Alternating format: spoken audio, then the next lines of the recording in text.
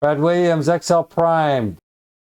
The 8 parts of an Excel chart. Over here on the right, we have the chart, and then we have some descriptions as to what parts each play. We have grid lines, we have plot area, chart title, chart area, data series, vertical axis, legend, and horizontal axis. The horizontal axis here would be the dates. Essentially, they're the rows, and they go across.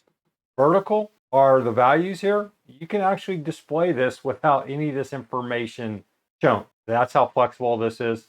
We'll dive into that in the next section. Data series, this is the data series here.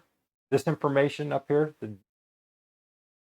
you can change this as you like. We have the grid lines. We can shut those on or off. We have the plot area, which is this entire, the real estate here. We have a chart title, you can turn on or off. You have the chart area where you can resize. And then we have the legend down here. The legend describes what each of the data series represents. We have total revenue, operating income, earnings before taxes, net income. You go up here to the data, we have total revenue, which is blue.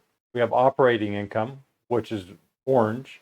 We have earnings before taxes, which is green. We have earnings before taxes, which is the dark green, and then net income, which is orange. Brad Williams, Excel Prime.